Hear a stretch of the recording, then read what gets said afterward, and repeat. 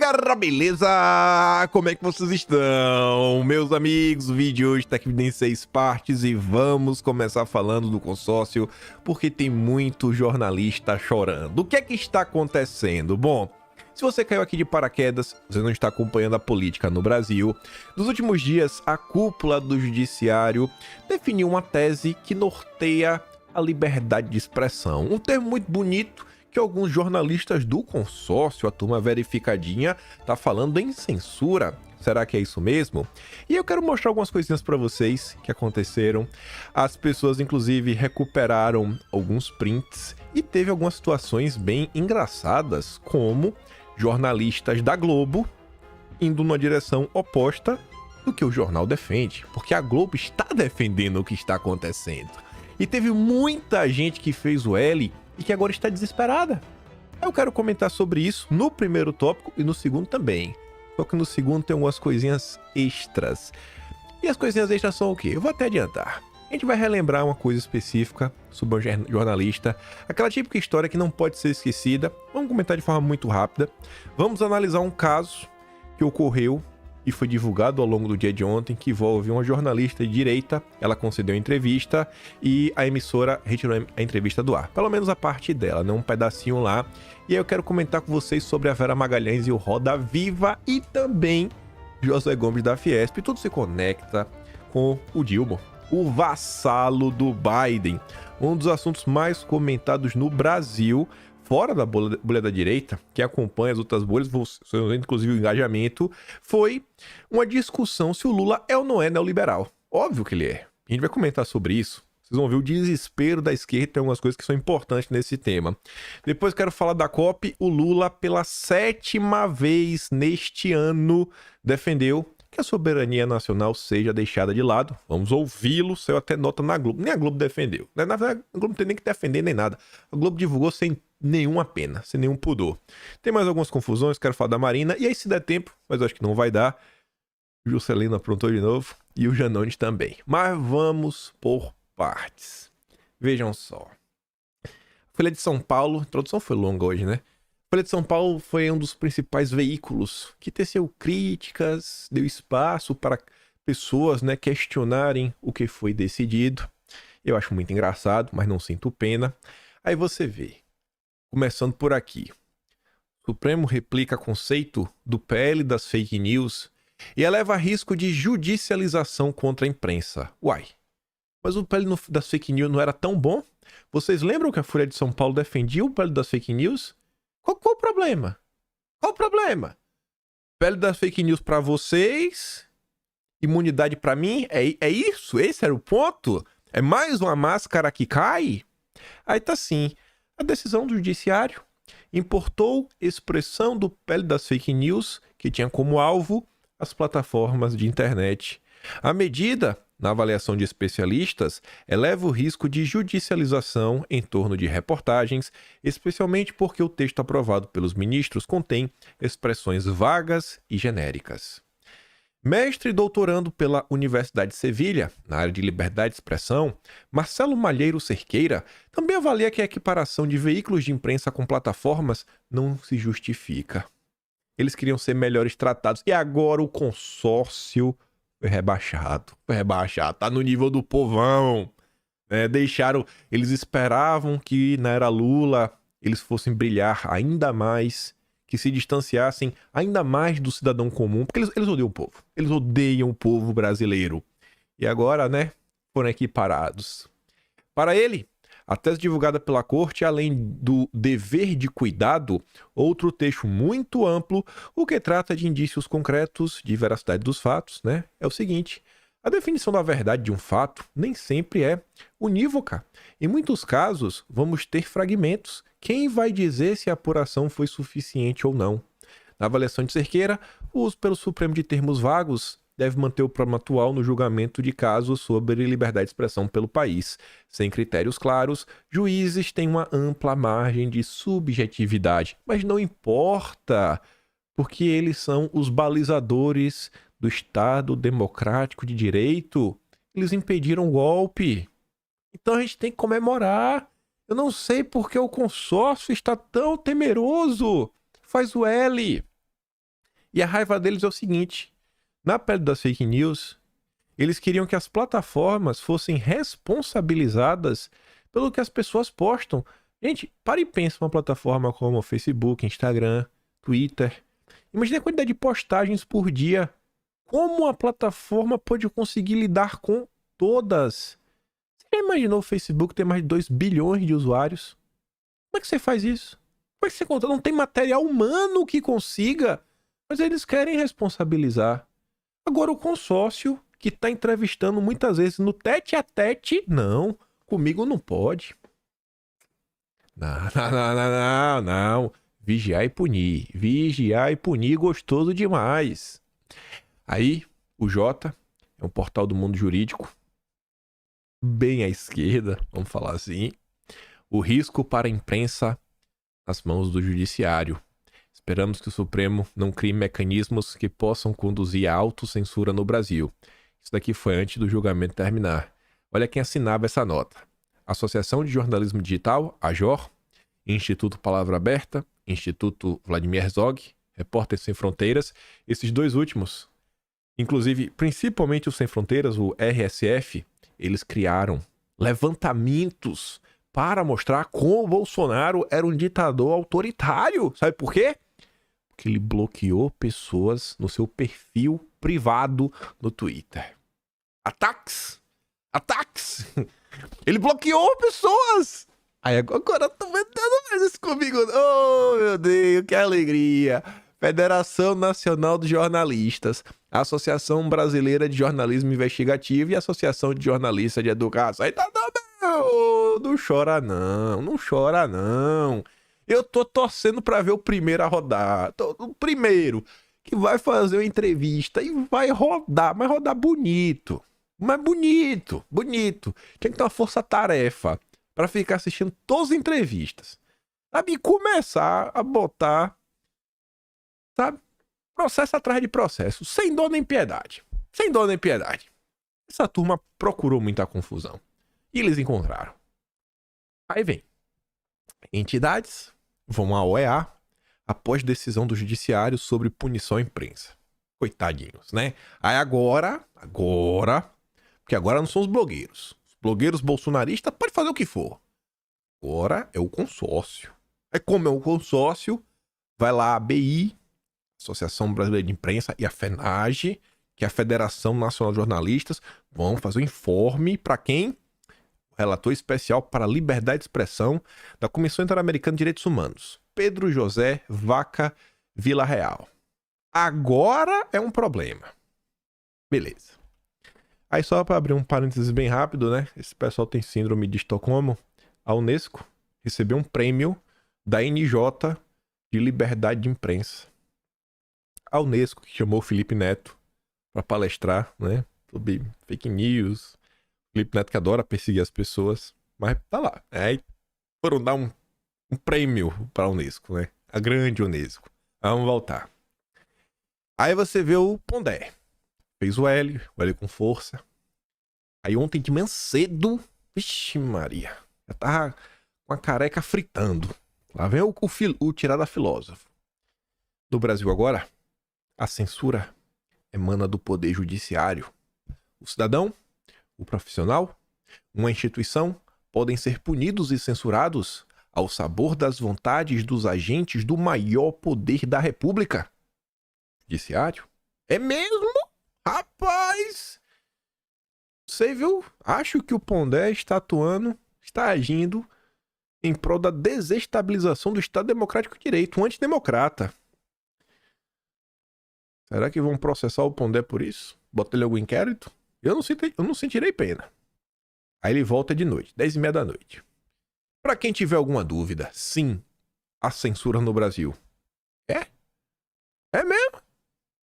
Ela atua de dentro do Estado de Direito pelas mãos do Poder Judiciário e tem as bênçãos de muitos intelectuais, jornalistas, acadêmicos e juristas. Isso sim é ataque à democracia. Aí, Pondé deve ter recebido alguma ligação, né? Senhor! Pondé!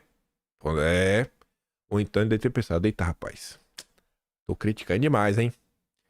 Tenho que fazer aqui uma meia-culpa, senão eu não vou mais ser chamado para ir na Globo, eu não vou ganhar espaço no consórcio. O Pondé precisa disso, né? Ele quer uma boquinha. Ele quer uma boquinha do Beautiful People, poder ir nos eventos, ser bem tratado, né? Ganhar um selinho, algum certificado aí que só os magnânimos têm, os iluminados brasileiros. Aí ele volta pra fazer aquela meia-culpa, né? Olha, após fazer um papel importante em favor do Estado Democrático de Direito nos últimos anos, o judiciário abre espaço para censura no Brasil e fere a liberdade de imprensa. Mas ele teve que lembrar, né, que nos últimos anos ele tem que deixar claro, ó, eu critiquei, mas eu reconheço que foi importante para derrotar o golpismo, derrotar o bolsonarismo. Parabéns, Pondé. Parabéns, pagou esse seu pedágio.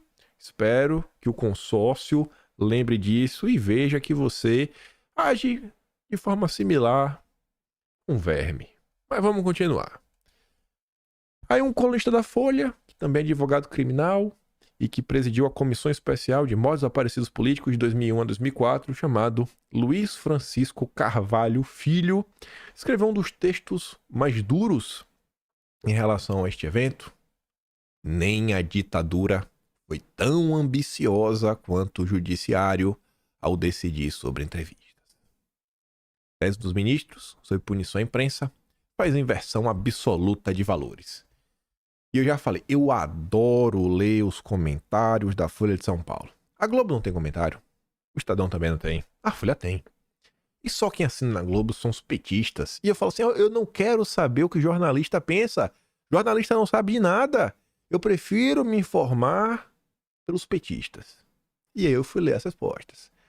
O que é que vocês acham que os petistas acharam desta decisão? O que é que vocês acham? O que é que vocês acham? Se eu tivesse que estar, o que é que o petista... Será que o petista defendeu?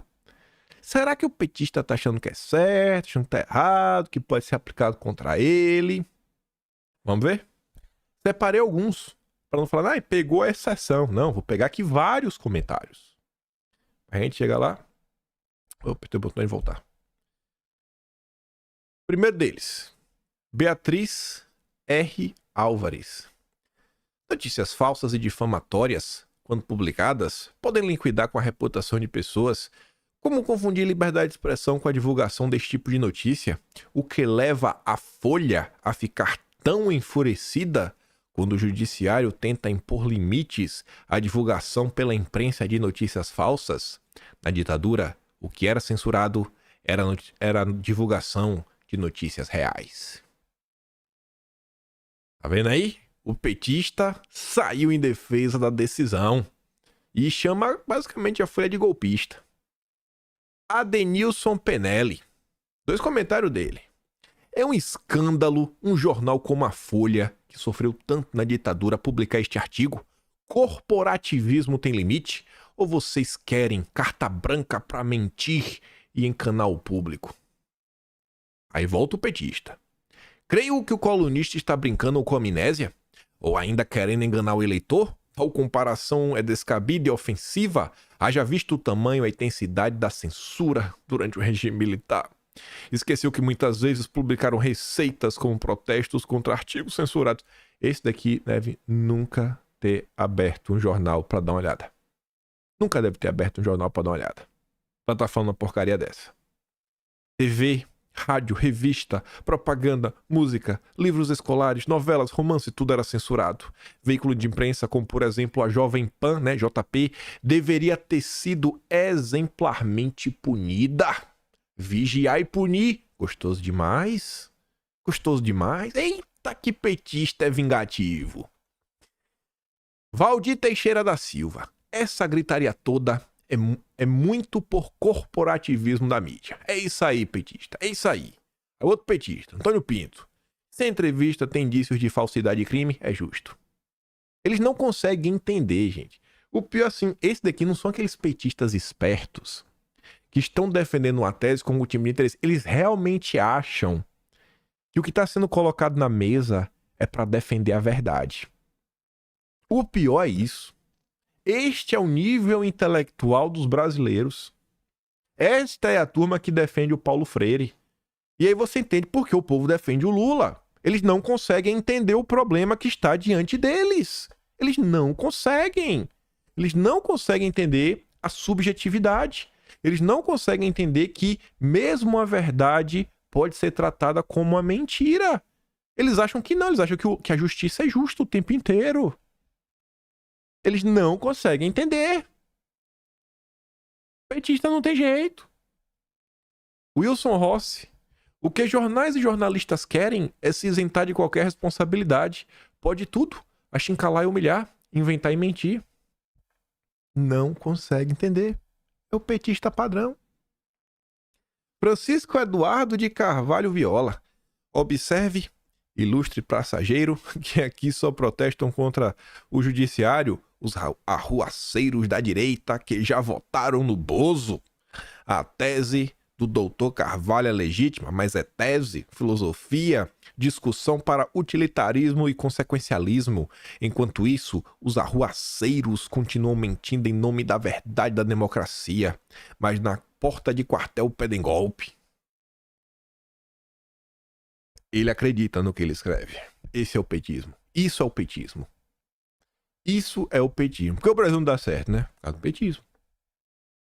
E essa mentalidade, como foi formada? Assiste na Rede Globo. Tadeu Dias. Ora, o mínimo de checagem com o que vai ser dito para milhões de pessoas não tem nada de cerceamento. Boa decisão. Principalmente nesse vale tudo que se tornaram os meios de comunicação. Eles não conseguem entender. O cara às vezes tem uma denúncia para fazer, o cara faz a denúncia, às vezes a denúncia tem um fio, tem um início, às vezes requer mais, o cara processa, cai na mão dependendo do juiz e alopra. E o pior é que essa turma, eles acham que é porque tem um complô contra o Lula. Eles não conseguem pensar, por exemplo, no impacto que uma decisão dessa pode ter no interior do Brasil, no município pequeno. Mas às vezes o cara tem uma coisa para revelar sobre o prefeito, sobre a prefeitura, que já é complicado, mesmo o cara tendo muita coisa. Imagina agora. Imagina agora. Eles não conseguem pensar. Esses são os petistas. Aí tem mais, só para terminar aqui, né? Eu trouxe vários, para você ver qual o padrão, a qualidade de quem assiste, de ler a Folha de São Paulo. Mais um motivo, se você conhece alguém, peça para cancelar a assinatura. Isso é o que faz a Folha de São Paulo com o cérebro de quem assina. Se você assina a Folha de São Paulo, você fica burro igual essas pessoas. Rive Espaços. Empresas de comunicação são concessões públicas. Desnecessário argumentar mais sobre a correta e necessária da Suprema Corte. Eu não sabia que um jornal era uma concessão pública. Eu achava que um jornal você podia abrir. Mas é assim que pensa um petista. Lorena Pardelhas. Creio que quem escreveu o artigo né, sei lá, sabe bem que não há nada de censura, nada. É uma decisão judiciária que há muito a sociedade esperava. Nos últimos anos, a mentira desmedida espalhou-se pelo país. Oh, meu Deus. Joacimar Bruno dos Santos. O Supremo tá certo. Imprensa espalhando mentiras consertadas.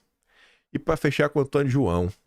Em tempos de fake news generalizada e impotência do cidadão sobre a correta informação, a grande imprensa quer se furtar ao parâmetro mais elementar de se responsabilizar pelo que está informado. Quem decide sobre provas é o juiz. Este é o locus da solução de divergência. Isto está posto para todo cidadão, que seja também para a imprensa. Eles não conseguem entender o que está acontecendo. Aí, quem vem? Quem vem compartilhar o texto da Folha de São Paulo? Vera Magalhães, também conhecida como Vigiar e Punir. Gostoso demais! Ai, que delícia! A gente vai voltar a falar dela já. Ela tá questionando aí se alguém falar alguma coisa no Roda Viva ao vivo, será que vão processar a Vera? Tomara que sim. Vamos torcer. Mas calma. Eu tô me empolgando porque esse pessoal adora perseguir. Mas nossa senhora! E aí que teve um caso muito estranho, mesmo. A Vera Magalhães tá, sei lá, tá na Roda Viva, na TV Cultura. Se bem que ela também tá na CBN, se bem que ela também escreve no Jornal Globo vez ou outra. Que é estranho. E por que eu digo isso? Porque a Malu Gaspar, que também escreve no Globo. E a Malu Gaspar tem uma coluna dela, né? Pô, traz os bastidores da política, não é um jornalista estagiário, né? Orelha seca. Tem lá uma Malu Gaspar, leia a coluna dela. E ela também coloca lá nota. Ó. Nem a ditadura foi tão ambiciosa. E qual é o ponto? O jornal O Globo publicou um editorial que é em nome do Grupo Globo. E vocês podem ver que o título é Decisão respeita caráter do jornalismo. Ao divulgar acusações falsas, veículo só poderá ser punido se houver má fé. Eles deixam bem claro, foi positiva a decisão. A decisão foi positiva, viu? A Globo gostou. Embora ainda haja dúvida, né, sobre como é que vai ser interpretada, a tese consagra de forma clara e plena a tese consagra de forma clara a plena liberdade de informação e expressão. Então não tem censura, não tem, a Globo garante o dela.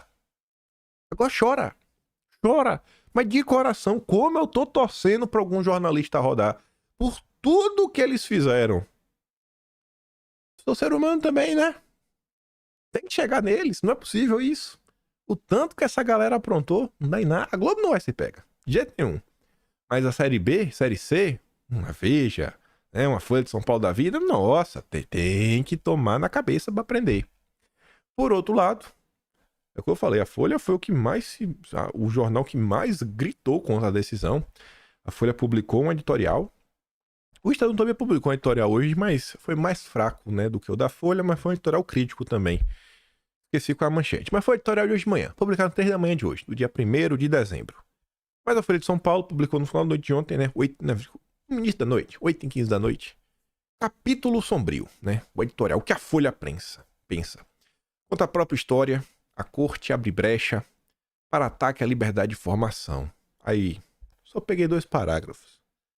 Os pequenos veículos, em particular, sem recursos para manter um departamento jurídico, ficarão à mercê do que juízes entenderão como indício concreto e dever de cuidado. O que é isso?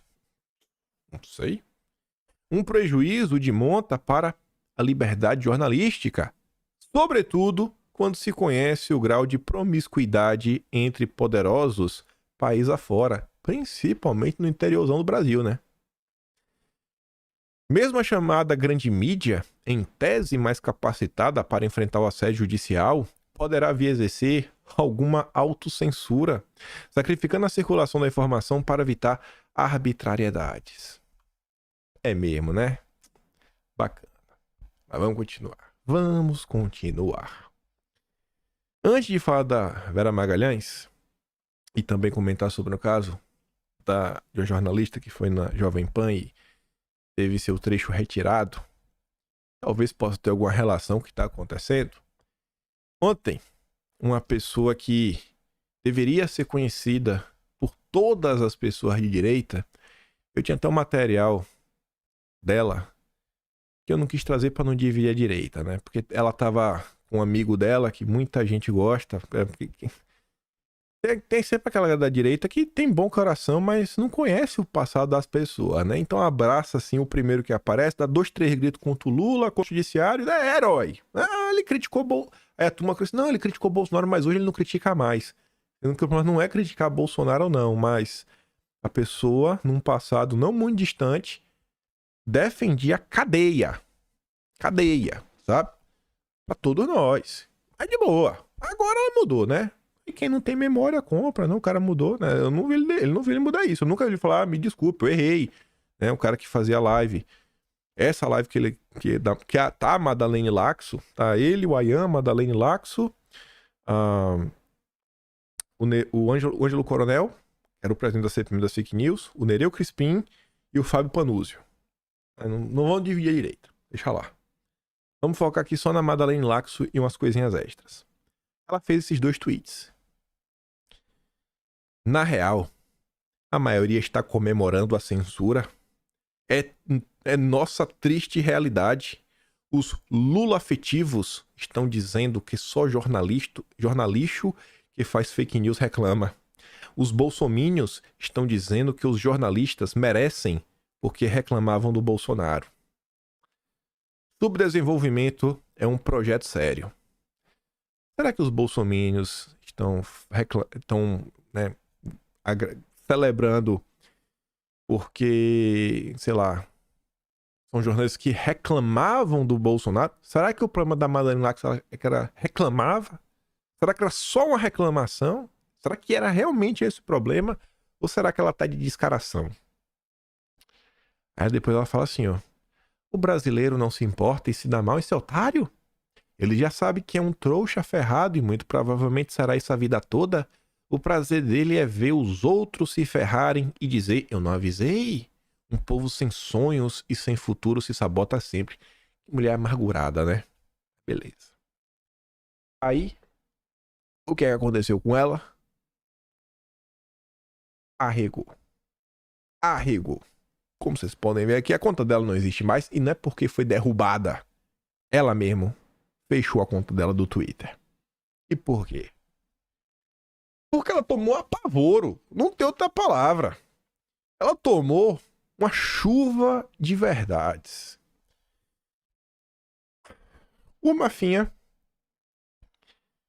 eu acho que ele faz de propósito, né? Bota o nick Barba e bota a bandeirinha vermelha e um coisa ali, né? Pra se camuflar na confusão.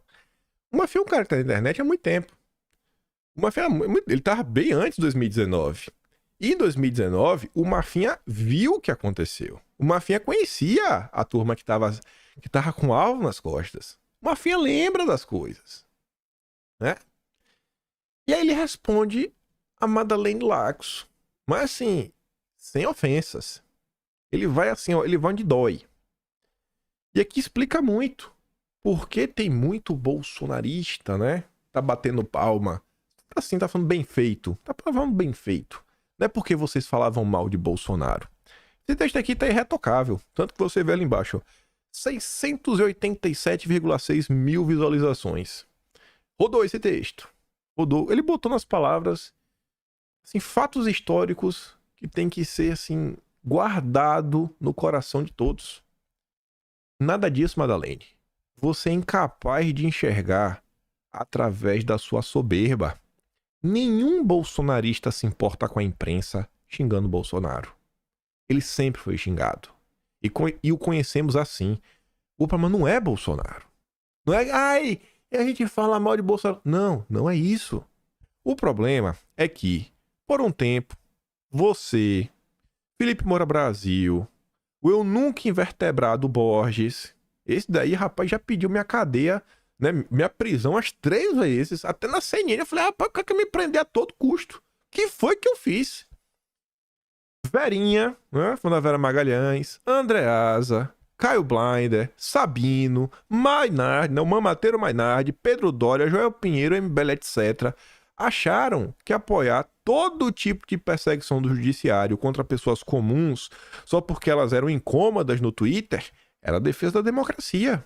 Vocês não têm musculatura para aguentar o Twitter. São pessoas de ego frágil, como a extrema-direita. É fácil de atacar, pois não tem apoio em nenhum lugar da elite.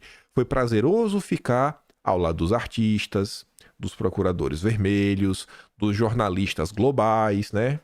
Ficar ao lado desse pessoal por um tempo, foi muito gostoso.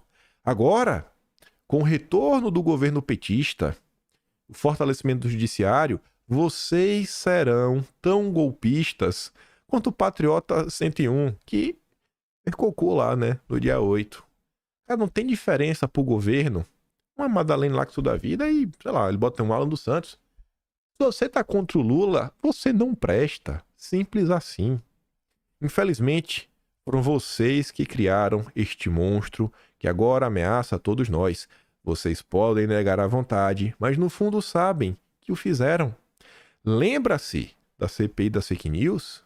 Com um bando de garotos do Twitter, a maioria morando com os pais, sendo tratados como criminosos em comissões em Brasília, com Alexandre Fruta, né, o Frota, apontando o dedo em rede nacional. O Frota chegou a imprimir, folha de A4 ou A3, o Twitter das pessoas com a capa, a imagem de capa, e lendo, aqui, como se fosse criminoso.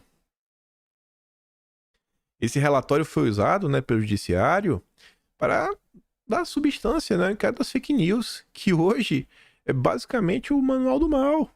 Você faz parte dessa gênese. Aproveite o país que ajudou a moldar, pois não suportou a molecada do Twitter. Parabéns a todos vocês, jornalistas. E nos encontraremos na prisão política. Efusivos abraços. Ela apagou o Twitter. Não aguentou. A chuva de verdades. Não ofendeu em nada. Só fez relembrar. E aí, esse daqui é um dos vídeos icônicos da história de vida da Madeleine Laxo. A qualidade tá ruim. Isso aqui é de 2020. 2020. Antes da confusão realmente começar a crescer. O Moro já tinha saído do governo, já tava aquele caos. À direita, esse daqui de terno é o Ayan. Aqui é a Madeleine Laxo. Aqui é o Fábio Panuzzi. Aqui é a filha do Panuzzi, né? Tá na TVD. E aí quem achou essa pérola na época foi o Peruvian, que foi quem puxou basicamente toda a capivara do Ayan. Começou a mostrar como, acho que era o documento 32, era o 36. É um desses números que foi protocolado lá na CPMI da Fake News pelo Frota, né? Acho que é o 32/2019, é o 36/2019. Como ele mostra por que esse documento foi feito pelo Ayan. Ele sai mostrando passo a passo. Aí ele sai mostrando algumas coisas interessantes. Como, por exemplo, Nando Moura, no início do documento, era malvado, mas do meio pro fim não é mais. Aí passa a ser vítima. E se você para e vê, o Ayan, ele via falando que ele estava construindo esse documento ao longo do ano. E ao longo do ano, Nando Moura mudou, né? Nando Moura rompeu com o bolsonarismo. Será que Nando Moura sabia que estava sendo arquitetado algo contra os bolsonaristas? Será? Não sei, né? Um questionamento. O Gentili também, né? Que era amigo do Ayan, as coisas muito interessantes. E aí, dando play nesse áudio hoje, nossa, uma coisa que o Panuzzi falava. Vamos dar play no áudio. Vamos dar play no áudio. Vamos dar play. Que agora acho que faz mais sentido do que nunca. Com essa reconfiguração do PSL, você acha que vai sair coisa boa dali? Vai. Vai? Acho não. Eu sei que. É preciso dizer que ela ajuda a CPI, né? Também. Duas pessoas muito importantes aqui conosco. Com essa reconfiguração do PSL, você acha que as coisas mudam? Foi aquele momento que eles basicamente dão um banimento em todos os deputados bolsonaristas, tipo de comissão, né, que tem aquele espécie de racha. A Joyce vinha sendo assessorada pelo Ayan, o Frota também. Como sabe disso? Porque o Ayan confessou em várias entrevistas, diversas entrevistas.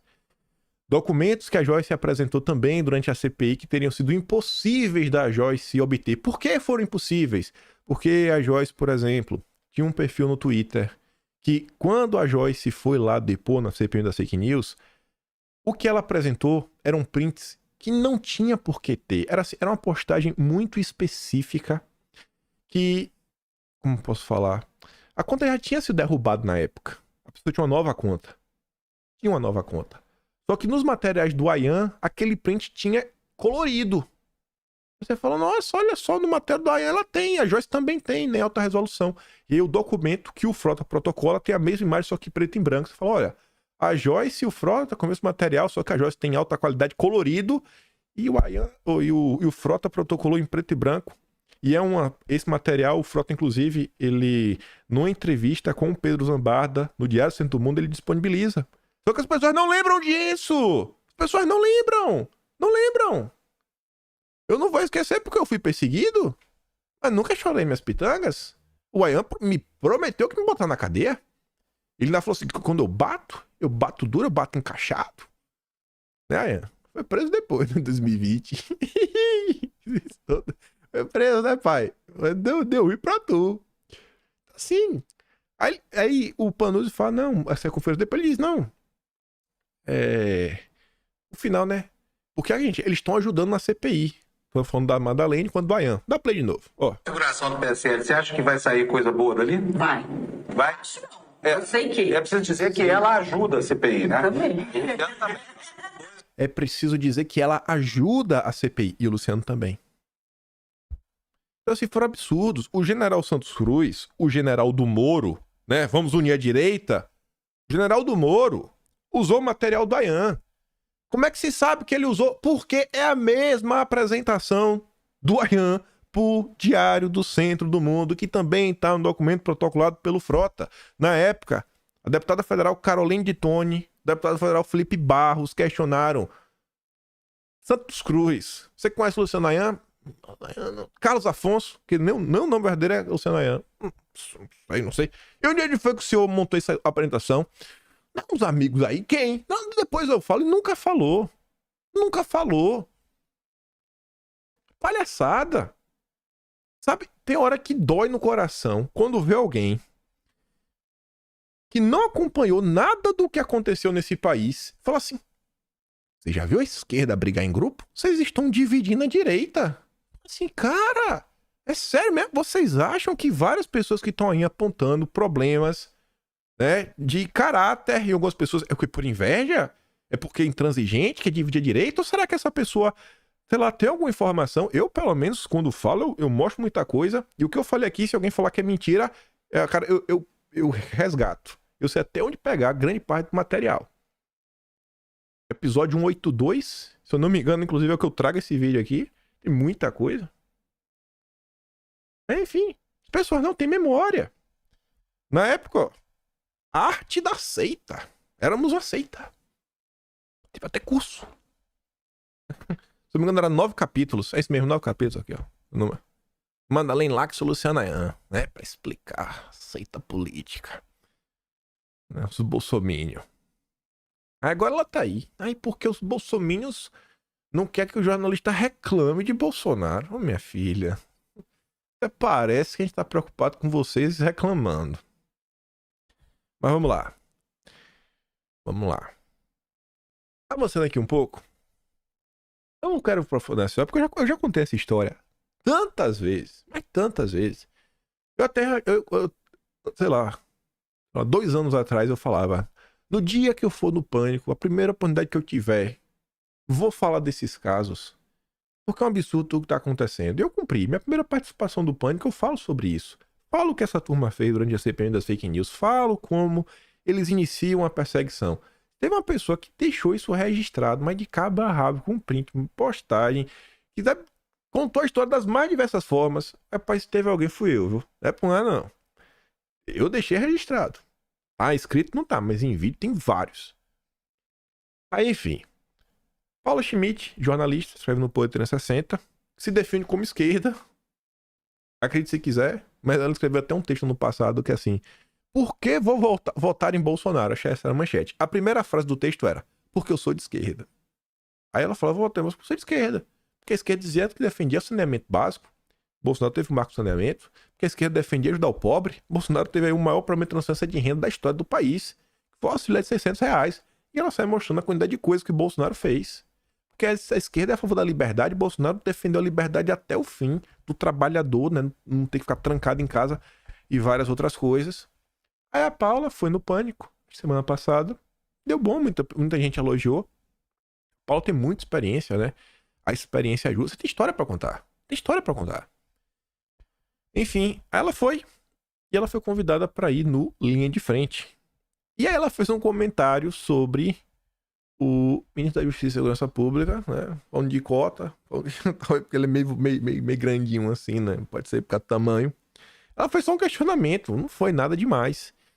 E aí, o Mafinha até posta, a Jovem Pan que teve que pedir desculpas porque a Paula, né, falou do tamanho do ministro. Parece aqueles editoriais de filmes distópicos. Aí a Janaína Pascoal fala, toda essa rasgação de seda foi pura rasgação de seda? Ou já é medo de processo por frase de entrevistado? Não é, né? Eu acho que nesse caso, eu até entendo o que passa na cabeça da Jovem Pan. Agora eu só entendo, porque você pega ali o que a gente comentou na Folha de São Paulo.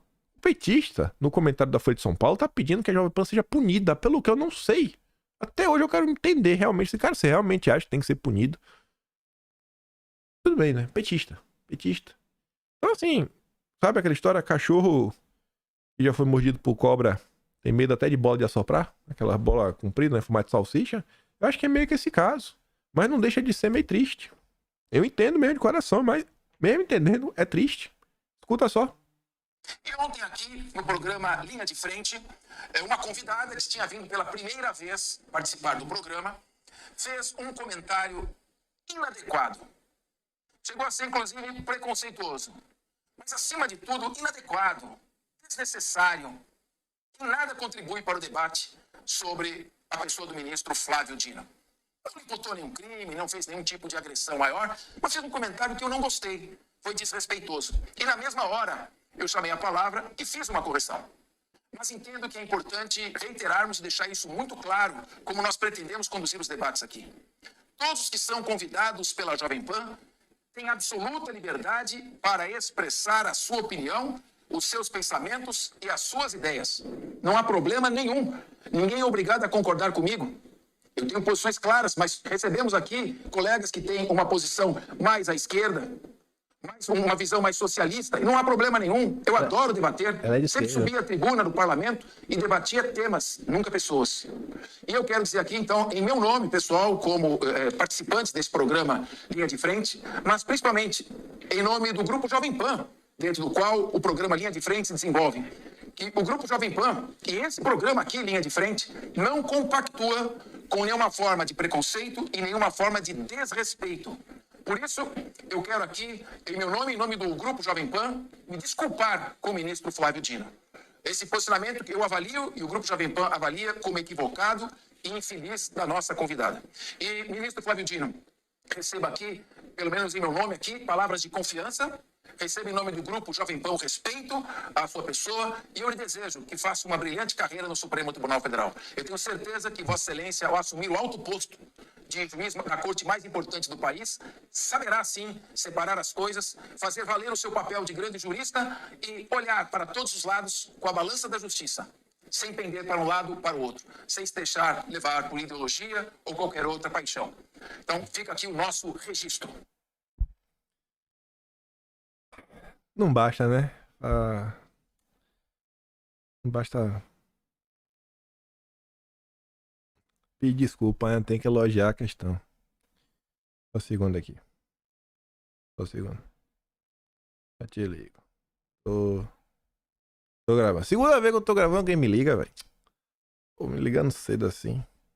Vamos continuar. Vamos continuar. Só pra também de passar, né? Vendo esse final, vocês acham, gente? É o que eu tô falando de você ser otimista, mas ser realista. Vocês realmente acham que tem alguma chance do Dino não ser aprovado na Sabatina no Senado? Não é realista, pessoal. Não é ser pessimista, não, cara, não. Olhar pros fatos. Todo consórcio apoiando. Todo consórcio. É porque o que o deputado vai fazer pressão na rede social? Não vai. Aí vamos voltar para Vera Magalhães. Ela também postou essa postagem, né? Ótimo. Fez esse tweet. No mínimo, essa decisão deixa toda a imprensa em situação de segurança jurídica para realizar entrevistas ao vivo. Como adivinhar o que o entrevistado vai dizer num programa como Roda Viva? Eu não quero saber. Eu quero que o pessoal realmente aciona, sem pena, sem dó, nem piedade. Vocês que se resolvam. Aí falando sobre o Roda Viva, olha que coisa engraçada. E é por isso que eu nunca me desespero quando tem algum assunto que não dá pra comentar no dia. Eu falo, rapaz, porque Deus não quis. Com certeza vai vir alguma coisa pra gente comentar sobre ele depois. O universo tá sempre conspirando pra sempre ter alguma informação interessante. Tipo ontem, né? Falando da questão da Argentina. No dia que saiu duas notas interessantes, uma do Eduardo, a outra lá do cara que trabalhou pro Macri, o Texugo estava escrevendo o texto pro Atlas e tinha lá a nota do bastidor de outubro. Quem não viu, veja. Aí, quer que a Roda Viva vai entrevistar segunda-feira? Josué Gomes. Aí você fala, tá, e daí? Então aqui é um ótimo caso para você entender como é que funciona no Brasil. No governo Bolsonaro, quantas e quantas vezes, quando alguém tava tomando um calorzinho público, tipo um Rodrigo Maia da vida, o Dória, etc., a Vera Magalhães não levava uma própria pessoa, um aliado, para tentar utilizar o Roda Viva como palanque. Torcida. Promover uma narrativa em prol de um determinado grupo político. O Josué Gomes está indo para o Roda Viva depois disso daqui, ó. Fiesp. Um jantar na casa de Paulo Scaff, no qual as orelhas de Josué Gomes arderam. Esse jantar, olha, assim, a insatisfação não começa no meio do jantar do nada. As pessoas já estão insatisfeitas um pouquinho, mas que seja um dia anterior, né? O Paulo Scaff é quem presidia a Fiesp por muito tempo. Uma das entidades mais poderosas do país. 11 meses depois de conseguir conter uma pesada rebelião que queria tirá-lo da presidência da Fiesp, Josué Gomes vê surgir novamente um movimento de insatisfação contra o modo como conduz a mais poderosa entidade patronal do Brasil. E ele tá no Roda Viva. Pra defender, né? Se defender, com certeza. A casa de Paulo Scaff, ex-presidente da Fiesp, foi palco na noite de anteontem de um jantar que reuniu cerca de 90 representantes de sindicatos patronais de um total de 131. De 131 da Fiesp, 90 estavam lá falando mal do Scaff, do Josué. Lá, as orelhas de Josué arderam como fogo. O tom das reclamações era de Josué, defendia a mentalidade estatista do PT e não cuidava dos interesses da indústria. Nas conversas, alguns tratavam o presidente da Fiesp pelo apelido de Mr. Shine. Gostei desse apelido, é o Mr. Shine. Porque em junho, a Cotimina de Josué fechou um acordo com a gigante comuna do varejo, né, que resultou, entre outras coisas, no empréstimo de 20 milhões de dólares. Foi Josué também que intermediou as conversas da Shine com o governo Lula, a fim de tentar nacionalizar parte da sua produção. Por enquanto, não há articulação de qualquer movimento como que ocorreu em 2022, mas o descontentamento é patente e a presença expressiva no jantar é uma indicação de que Josué pode ter problemas novamente. E tá onde não rodar vivo. Esse é o Brasil. No final do dia é sempre uma disputa pelo poder. Não tem ninguém preocupado com o país. Ninguém, zero. Não existe preocupação com o Brasil. Por isso que nós temos que se preocupar. Porque se depende dessa gente, esquece. E aí vamos falar de um assunto importante que não vai estar nos jornais, mas tem que ficar registrado. Este é o homem que abriu uma fissura no governo. Jones Manuel, nosso camarada comunista. Um comunista abriu uma fissura no governo. E o que foi que aconteceu? Bom, Jones Manuel foi no podcast do Vilela e falou verdades. E você sabe que petista foge da verdade, assim como o diabo foge da cruz. Vamos ouvir o que o Jones Manuel falou. Montando seus próprios institutos privados de estudo para pautar a opinião pública. Desculpa voltar de novo, mas o Lula, tudo bem, agora tá dividido, mas ele teve popularidade suficiente para peitar essa parada. Teve. No primeiro governo dele, ele conseguiria fazer uma reforma no ensino absurda. Não diria nem pátria educadora. Não diria nem tanto no primeiro governo, mas no segundo governo, Lula chegou até 83%. Foi no segundo que ele teve esse recorde, pensei que era no primeiro. 83% de aprovação. Ele podia fazer qualquer coisa. Podia. E por que não fez? Porque não é liberal. Ele tá me comendo. Eu vou ser cancelado aí na internet, vão falar um bocado de coisa de mim, mas, gente, ó. Cara, Lula neoliberal é uma coisa que eu tô tentando. Não é liberal. Porque assim, ó, Vilela. Vamos definir o que é neoliberal. Vamos lá.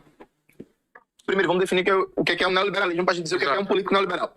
Neoliberalismo é um paradigma de economia política capitalista que surge no final dos anos 70 com o Pinochet no Chile, a Margaret Thatcher na Inglaterra e o Ronald Reagan nos Estados Unidos, que tem como premissa a ideia de que a acumulação capitalista vai ser centrada cada vez mais na financiarização da economia, na especulação financeira, no rentismo. Você vai ter privatização em massa de empresas públicas e uma redução da participação do Estado no comando da economia, especialmente do papel empresarial do Estado em ramos estratégicos da economia, desregulamentação das relações de trabalho, precarizando a força de trabalho para aumentar a exploração, o lucro dos capitalistas. A dependência. E você vai ter também um processo de liberalização dos fluxos de capitais e, no caso específico da periferia do sistema capitalista, você vai ter um estímulo a uma especialização produtiva regressiva.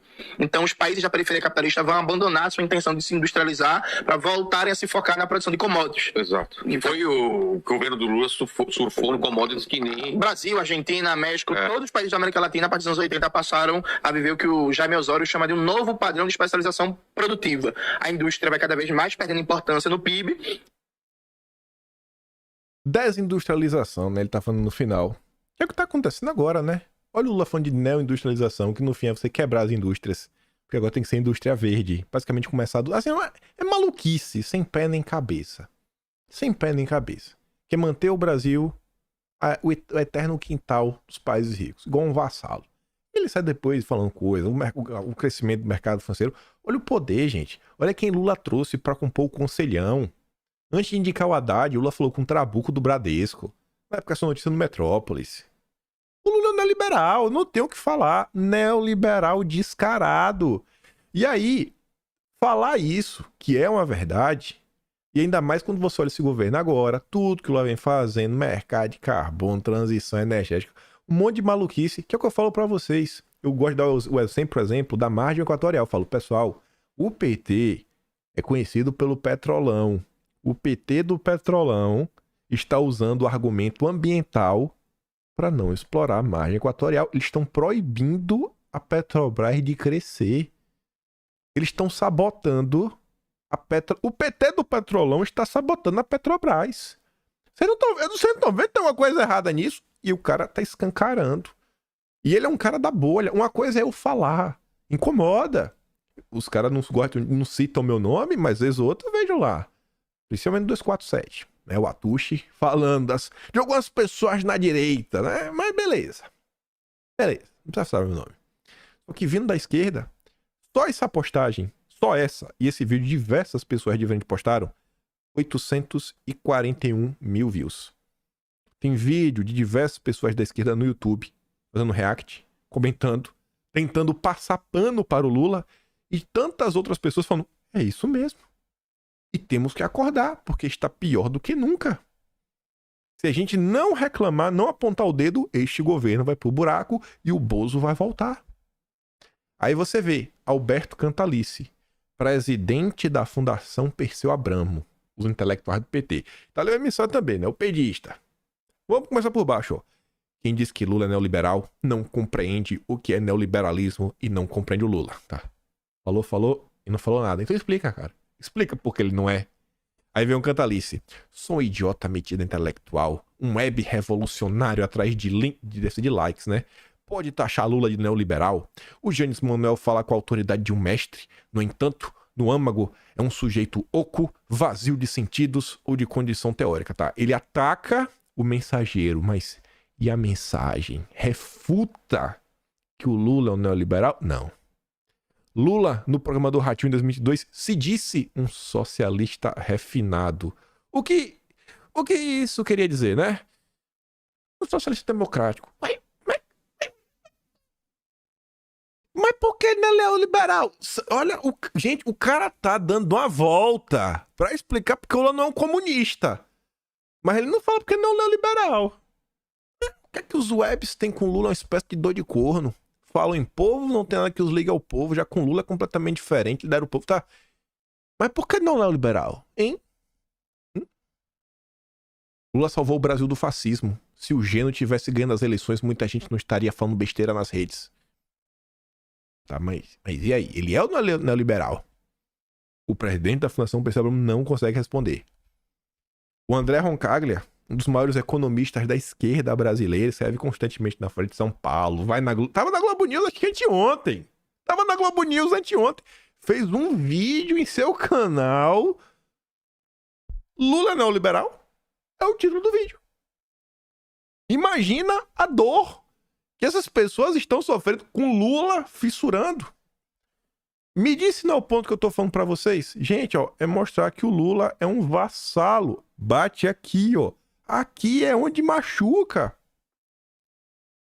Eu falei isso várias vezes, né? Mano, não é querendo me gabar não, mas eu falei, viu? O Opera Mundi fez até enquete. A enquete da esquerda, nem da RT. Janes Manuel afirma em entrevista que Lula não é liberal. E você, como classificaria Lula? Concordo, 25%, um quarto das pessoas concorda. 50% diz que Lula é um social-democrata. Ou seja, Lula é o FHC. É o PSDB, PT, é a mesma coisa. Pior, Lula é social-liberal, que seria um passo além do FHC, né? Pra se aproximar do mercado. E, gente, só 4% da esquerda acha que o Lula é um socialista ou comunista. O Lula tá sofrendo uma crise na esquerda. O Opera Mundi é um veículo assistido por aquele petista raiz. É o veículo do Breno Altman. Vocês devem ter visto comentários absurdos dele que tá acontecendo lá no Oriente. Absurdos. É o do Breno Altman. É o canal do Breno Altman. É a turma que tá batendo de frente. Então, assim, o Lula, é o que eu falo, ele não vai conseguir manter essa base. E essa é a base que entra em campo, que dá cara a tapa. E tudo que ele tá fazendo no governo vai em outra direção. Ele tá fazendo aceno pra turma woke, pra turma do Felipe Neto, pra turma da Marina, pra turma, a famosa turma globalista. E pode notar, aqui é exatamente o que eu penso. Eu sempre assisto às sextas-feiras, porque é onde toca o apito do cachorro, né? É onde cria a narrativa para guiar a militância. Toda sexta-feira tem um programa do Rio Costa Pimenta com a Tuxi, do B247. Ela tá ligado, ó. A Tuxi e o Rio Costa Pimenta já soltaram a narrativa de que Lula não é neoliberal. Em que momento o apito será tocado para a militância em defesa do painho? Eu acho que hoje um dos temas é, não, Rui, eu falando que o Lula não é neoliberal, o que é que você acha? Vamos ver a passada de pano hoje. Para criar narrativa para evitar o desgaste do Lula dentro da esquerda. Aí, nesse âmbito, e para chegar aqui no final do vídeo, um dos pontos que machuca e a esquerda não tem o que falar é isso daqui. Vassalagem e entreguismo do mais baixo nível. É a 7ª vez em 2023, pelo menos a 7ª, talvez tenha uma 8ª que eu não vi, onde o Lula defende uma governança global para o clima com autonomia para decidir sem parlamentos locais. É basicamente assim, vamos acabar com o poder legislativo. Gente, é a 7ª. É a 7ª. Isso daqui é uma coisa, nada assim... Quem sou eu, né, para ensinar alguma coisa? Eu não tô no parlamento, mas se um dia eu não tenho nenhuma pretensão política, não tenho nenhuma. Se um dia eu fosse, sei lá, um senador, não tenho nenhuma pretensão política. Se eu fosse um senador, tá tendo essa discussão aí, eu chamava um monte de gente, falava que tinha um anúncio pra fazer. Eu não ia contar que anúncio era. Tinha um anúncio pra fazer, rapaz. Deve ser alguma coisa da nomeação do Lula, né? Pro Flávio Dino. Tem um anúncio. Aí quando chegava lá, botava todo mundo, falava, ó, pegava, fazia uma montagem, 7 vídeos, botava até acelerado, ou botava um vídeo do lado do outro, sabe? Os quadrinhos, dava pra dar play no 7 ao mesmo tempo. E falar, ó, estamos aqui pra falar pra nação brasileira, sei lá, pode ser um negócio de repúdio, só pra virar notícia, que não aceitamos mais um vassalo, um lacaio de forças internacionais tentando dissolver e acabar com a força desse parlamento. O parlamento não aceita isso. É um ataque direto contra os 3 poderes. Ele não entende o que é o Estado Democrático de Direito. E soltava a bolacha, porque isso aqui é indefensável. É indefensável. Como é que você defende que uma governança global, aqui ele está falando em termos genéricos, mas nas outras vezes o Lula defendeu que a ONU tivesse esse poder de impor coisas. Como é que você está falando que um órgão que ninguém votou e ninguém que está lá tem poderes para impor coisas no seu país? Olha a maluquice! É a 7ª vez. 7ª vez só este ano. Lula defendeu nesta quinta uma governança global para questões climáticas com autonomia para tomar decisões sem passar pelos parlamentos do país. Eu quero ver jogar na cara da esquerda, chegar, bota na lata, falar Lula é um vassalo do Biden. Meter uma dessa na TV, a esquerda surta. O Lula é um neoliberal vassalo do Biden, um entreguista. Usar os termos que a esquerda fica maluca. Fingia combater o imperialismo e quer dissolver o parlamento pro imperialismo decidir aqui dentro. Isso não vai acontecer. Não vai. Aí eu quero ver. A esquerda vai falar o quê? 7 vídeos do Lula. 7. Vocês verem. Deixa que ele mesmo fale. Vai lá, Lula. Brilha. Eu, sinceramente, acho que é preciso ter... Primeiro, é preciso que as lideranças políticas do mundo tome decisões mais corajosas e mais rápidas. Ou seja, nós precisamos ter uma governança global para ajudar a cuidar do planeta. Porque se você tomar uma decisão qualquer em benefício do mundo e ela tiver que ser votada internamente pelo seu Congresso Nacional, significa que ninguém vai cumprir. Eu sinceramente acho que é preciso... Tá vendo aí, né? Tá vendo aí? No mês, eu acho que de agosto, eu fiz um vídeo que acho que é Dossiê Governança Global. Que eu pegava as falas deste ano e as falas do ano passado, 2021, 2020, que não é a primeira vez que o Lula fala isso, ele não aprendeu isso daqui em 2023. A primeira vez que o Lula fala sobre isso em 2023 é quando ele vai visitar o Biden. Ele fala por 2 vezes, na saída do encontro do Biden e no Salão Branco da Casa Branca. Tem como ser mais vassalo do que isso? Jogar na cara. Sabe? Eu vejo que tem tanta treta que acontece na esquerda. A turma que acha que a esquerda não briga em público, acontece tanta treta que eu falo, nossa, sabe? Tivesse um jornal aí de direita, sabe? Só pra fazer essas coberturas, soltar, só pra promover a confusão.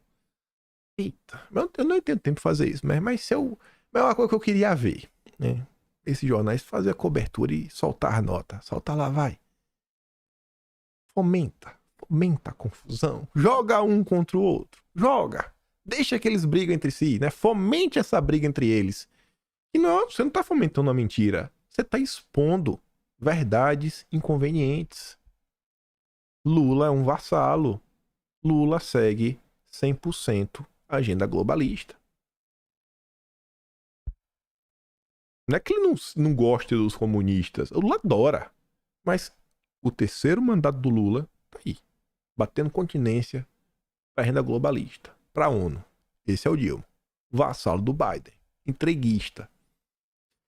E é isso. Tinha muito mais coisa pra gente comentar sobre COP, etc. Falar da Marina, Globo. A gente comenta amanhã. Realmente junto com o Juscelino, com o Janones. O Brasil tá 1000, né? Ainda tem algumas coisinhas que saíram também sobre a indicação. Pá. Amanhã. Que o Brasil tá demais. Enfim. Fico por aqui. Se eu fazer meu trabalho, passar meu canal. Tem um Plano Valeu, tem um Patreon, tem um Atlas Brasileiro, kimpaim.com/br. É um livro por mês, mais de 400 páginas. Deu mais 400 o último, né? Acho que vai dar mais 400 também. Enfim, tá lá. Me ajude. Fico muito feliz. Também se não der, tá de boa. Compartilhe o vídeo, já me ajuda muito. Volta amanhã e deixa aquele grande beijo, abraço, tamo juntos. Valeu, meus amigos. Fui!